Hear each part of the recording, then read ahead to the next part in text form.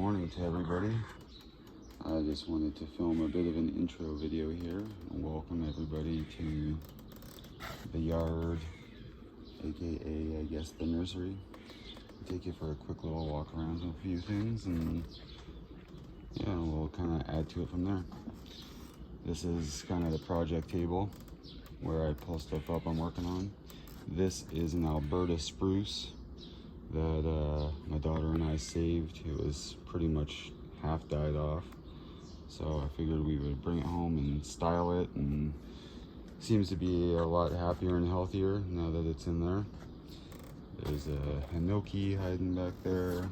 That's a calamondin, which is a citrus plant.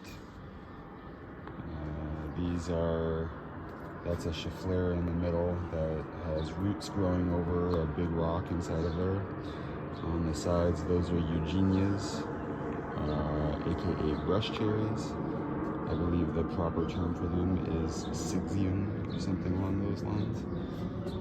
We've got standard stuff, citronella. We've got some hibiscus that are coming back to life.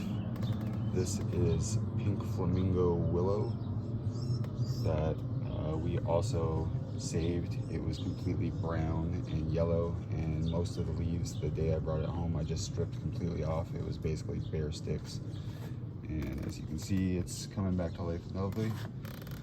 Another hibiscus, some parsley, some citronella, standard stuff. This guy's pretty cool down here, a little juniper. We've got some more scheffleras up here, some maple.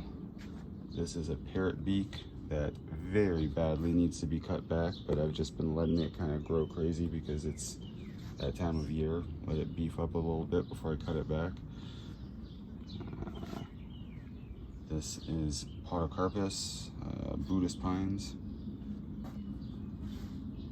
golem finger jade, some more schefflera. This is a two little ficus that has a whole whack of new stuff coming out all the tips. This is a obviously very stylized schefflera. I put that together not too long ago, and it is thriving and doing very well. Let's take some steps down here and get into the yard. Hostas, some long grass, some day lilies, more hosta. This is a mugo pine. I'm in the middle of letting beef up a bit before I cut them down some more. I chopped probably about a third to almost a half of that guy off when I got him. This is a yew that I am in the middle of air layering a few parts of because it's going to be, they're very big, healthy branches. I didn't just want them to go to waste. Those are going to be really nice plants on their own. So that's all getting chopped down. Cherry tomatoes. This is a few-year-old maple that, as you can see, I'm also air layering. You guys way up. So that's why everything under the air layer is styled very flat, and everything above it I've just let go crazy because that will get chopped right there in a few weeks, and I will have two maples instead of the one big giant one that doesn't really do very much. In between all these things, we have some bits of curly willow, some cuts that I've planted to see if any of them will kind of root. This is an elderberry that I got from my daughter. It is a few years old. If I step back a little bit, you can get a little bit more of the scale of it.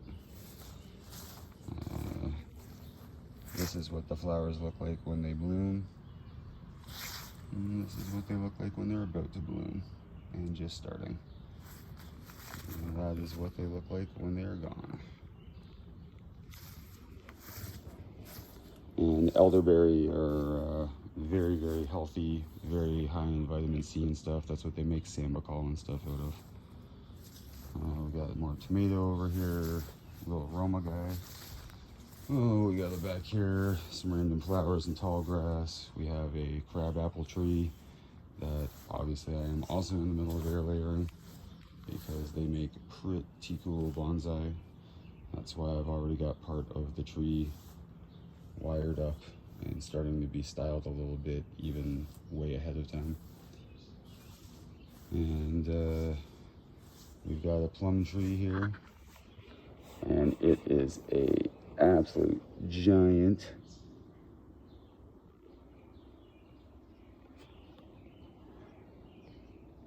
Just an absolute giant. Sorry, hopefully it didn't go weird there. I was just trying to adjust my lighting settings. We've got rows of Sharons in the corner. We've got another giant hosta. We have a strawberry patch that has a lot of ripe strawberries on it. Some more vine. I just wanted this stuff to kind of fill in the empty space. I moved in here very shortly ago, so I haven't had the chance to get ahead of the game and do everything in the spring. I dug all of this up. This is a bunch of different kinds of peppers. There's some red ghost, some lemon drops, some monkey face, sugar rape peach, black panthers. I think that one's actually a mystery pepper plant back there. We didn't know what it was, but it has some very giant peppers on it. These are all Spanish onions between. This is a little juniper I got not too long ago, and I decided to just plant it out here to let it start kind of getting big and healthy before I put it in a pot and start styling the hell out of it. So that guy's doing well out here. Just a bunch of random things I put in to fill space. Big giant cypress. Got more random stuff I filled in. A couple more little cypress that I put in there. Bunch of beans. We've got more peppers here. Black nagas. And off the top of my head, I don't even remember what that guy is. He's obviously a giant though. He's blowing up in that little pot.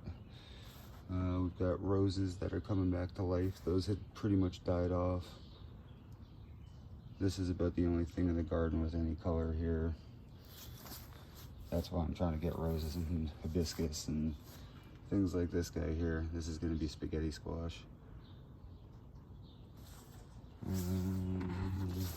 We've got the table back here, more podocarpus. Very clearly a couple of cannabis guys that I have. We'll go right up on top of them. You can see I have very heavily styled already. Same with this guy here. He's dropping right off and he's gonna cascade right down. We have a whole whack of different maples. Some of them are very styled already.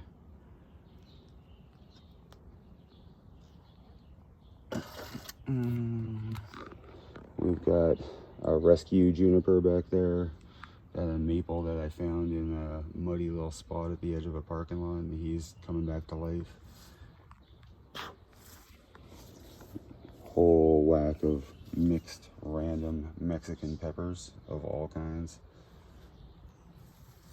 We got an oak that I got that was pretty much dying off when I got it, and as you can see, he is doing very well now.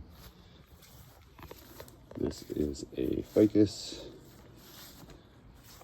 and since I put it into this pot, the roots have been doing extra well and spreading out even more. And another juniper here. He kind of started losing color, so I put him out where it's going to get a lot more natural rain and light and stuff. And this guy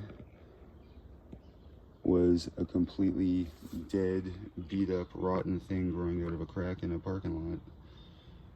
And yanked it out and brought it home, and he is completely back to life, and that's very exciting to me because I love elms. That guy's going to be very cool. He already has a lot of character to him. And we got some succulents up here. That is that pink flamingo willow. Like I said, those were all stripped completely bare when I brought that thing home because it was just done. he's very happy and healthy and back to life again. But yeah, I just wanted to give everybody a little bit of an intro to the project stuff. That's what most of the backyard is. There's really only a couple of things that are even close to something in a finished state. I'll do another video later on, maybe some of the indoor bonsai stuff.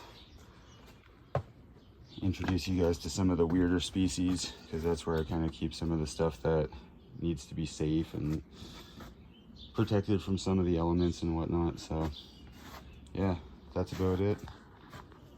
Hopefully everybody's gonna dig this. The only reason I've decided to do any of these things is because I have been getting asked a lot of questions by a lot of customers and random people that follow me on Instagram and stuff like that from posting all of the bonsai stuff. So I figure I will share a little bit of the journey with everybody, since some of this is just all learning for me too.